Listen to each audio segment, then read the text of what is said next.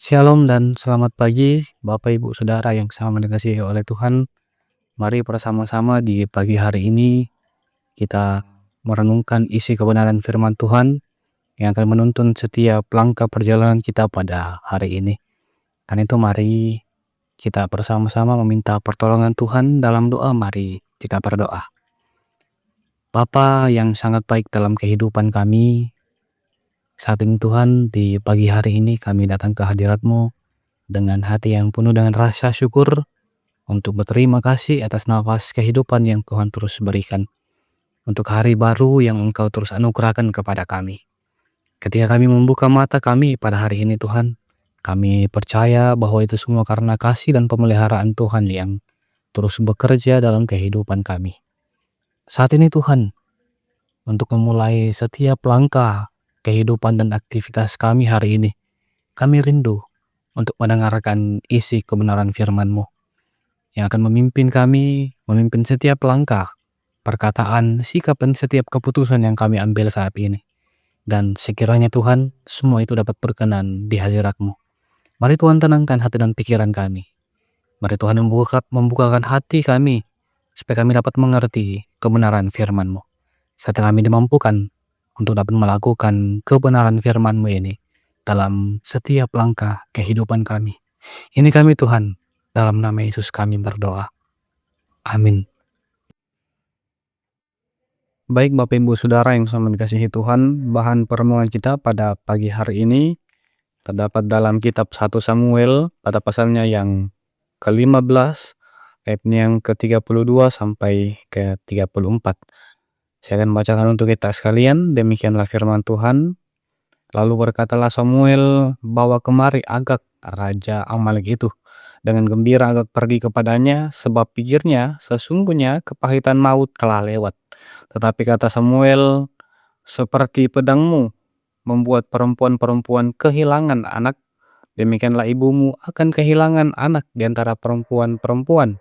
Sesudah itu Samuel mencincang Agag di hadapan Tuhan di Gilgal. Kemudian Samuel pergi ke Ramah, tetapi Saul pergi ke rumahnya di Gibea. Amin, firman Tuhan. Bapak Ibu Saudara, tema perenungan kita pada pagi hari ini adalah ketaatan adalah persembahan. Kisah dalam pembacaan kita hari ini berawal dari ketidaktaatan Saul yang diperintahkan meluluh lantakan bangsa Amalek. Bahkan sampai ternak-ternaknya. Tetapi Saul lebih memilih takut kepada rakyatnya ketimbang taat kepada Tuhan. Hal itu yang dilakukan Samuel dalam bacaan kita lebih kepada caranya untuk menuntaskan tugas diberikan kepada Saul yang tidak diindahkannya. Saul adalah raja yang ditunjuk oleh Tuhan sendiri, tapi pada akhirnya gagal menjadi raja yang dikenan Tuhan karena tidak taat dan lebih memilih takut kepada rakyatnya. Nah, karena itu Tuhan menyesal menjadikan Saul menjadi raja Israel. Ternyata ketaatan jauh melampaui kurban syukur, karena ketaatan merupakan hal yang tulus, lahir dari kesadaran dan hati yang mendalam. Kurban syukur dapat dimanipulasi, bahkan disertai dengan ketidaktaatan yang terselubung. Lantas bagaimanakah hubungannya dengan kehidupan beriman kita pada saat ini? Gereja Toraja berada pada paham imamat orang percaya. Raja, nabi, dan imam. Secara khusus raja berarti kita adalah orang percaya bertanggung jawab mengurus kasih karunia yang ada padanya dan menata hidupnya berdasarkan firman Allah. Kasih karunia tersebut dapat berupa harta, talenta, kebijaksanaan, atau apapun yang dikaruniakan oleh Tuhan kepada kita.